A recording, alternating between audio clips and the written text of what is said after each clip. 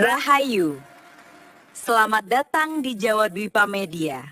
Saat ini kita kedatangan pecinta sejarah budaya yaitu Mas Weda atau Kohsu. Rahayu semuanya.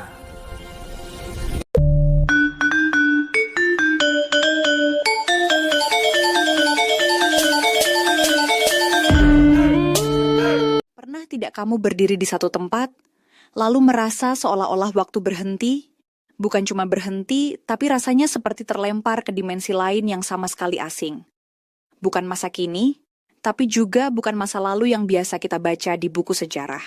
Wah, deskripsi yang menarik.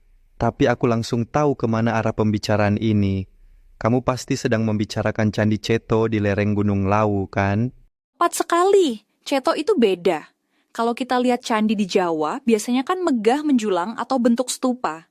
Tapi Ceto, dia berundak dan berkabut, rasanya mistis, tapi juga sangat filosofis. Benar, Ceto itu memang anomali yang indah. Bayangkan, dia dibangun di masa akhir Majapahit, masa-masa senja sebuah kerajaan besar. Di saat kekacauan politik, orang-orang justru naik ke gunung. Dan menariknya, arsitekturnya itu punden berundak. Ini seolah-olah kembalinya budaya asli Nusantara pra-Hindu, tapi dibalut dengan sesuatu yang sangat unik, sentuhan Taoisme. Nah, ini yang bikin aku penasaran setengah mati. Taoisme di pedalaman Jawa Tengah, kok bisa ada pengaruh Tiongkok yang begitu kental di tempat sesejuk dan seterpencil itu? Itu bukti betapa terbukanya nenek moyang kita dulu. Ceto bukan sekadar tempat sembahyang biasa. Para ahli menduga ini semacam padepokan atau pusat pendidikan spiritual. Ada kemungkinan besar konsep keseimbangan alam, yin dan yang, serta kejujuran diri ala filosofi Tao diserap dan dicampur dengan ajaran Hindu. Jadi, ini semacam tempat healing atau detox mental bagi para ksatria zaman dulu? Bisa dibilang begitu.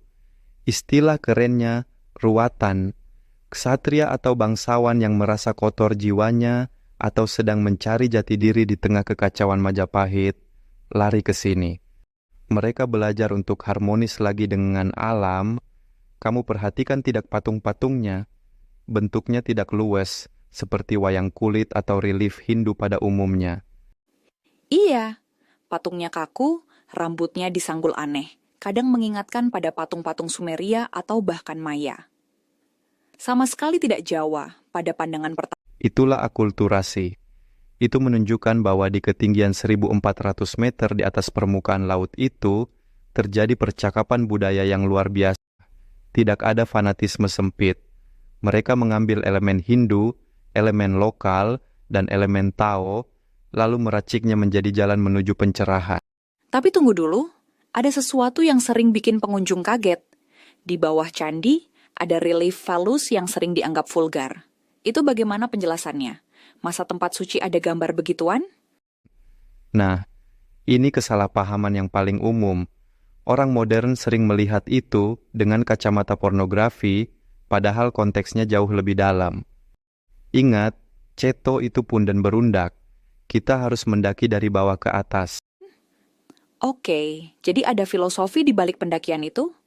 Tentu, relief yang dianggap vulgar itu diletakkan di teras paling bawah. Itu simbol dari nafsu duniawi, insting dasar manusia. Pesannya bukan nikmatilah nafsu ini, tapi kenalilah nafsu ini. Sebelum kamu bisa naik ke teras yang lebih tinggi, menuju kesucian dan ketuhanan, kamu harus jujur dulu dengan diri sendiri. Kamu harus selesai dengan urusan nafsu dasarmu. Wow, jadi itu semacam ujian masuk. Betul.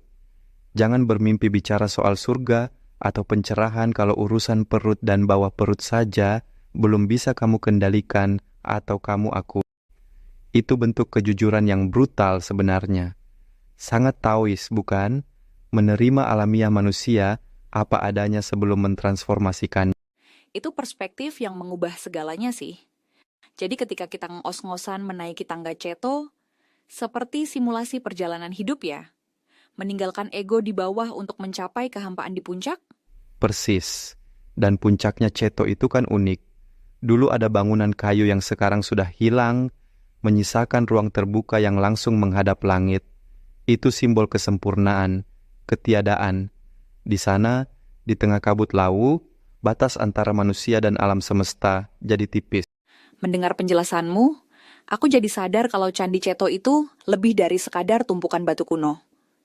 Dia itu monumen toleransi dan pencarian jati diri. Sangat setuju. Ceto adalah bukti fisik bahwa identitas Jawa itu tidak tunggal. Kita itu campuran dari segala macam pengaruh yang datang, lalu kita olah dengan kearifan lokal. Di masa Majapahit runtuh, mereka tidak menjadi radikal, tapi justru menjadi semakin spiritual dan terbuka. Mereka mencari harmoni, bukan musuh. Dan mungkin itu pesan yang masih relevan sampai detik ini ya. Di tengah dunia yang makin bising, mungkin kita semua butuh naik ke Ceto. Kita masing-masing. Benar, kita butuh jeda, butuh kabut dingin untuk mendinginkan kepala, dan butuh keberanian untuk melihat relief vulgar dalam diri kita sendiri, sisi gelap kita, sebelum kita bisa benar-benar damai. Sebuah perenungan yang dalam sekali. Rasanya aku ingin langsung pesan tiket ke Karanganyar sekarang juga. Jangan lupa bawa jaket tebal, dinginnya di sana bukan main, tapi ketenangannya sepadan dengan perjalanannya. Terima kasih untuk wawasan hari ini. Candi Ceto, sebuah anomali yang mengajarkan kita bahwa menjadi berbeda itu indah. Dan menjadi jujur itu adalah awal dari kesucian. Dan bahwa pencarian jati diri adalah perjalanan mendaki yang tak pernah usai. Sampai jumpa di puncak berikutnya. Demikianlah diskusi kita yang luar biasa ini. Sampai jumpa lagi di episode berikutnya.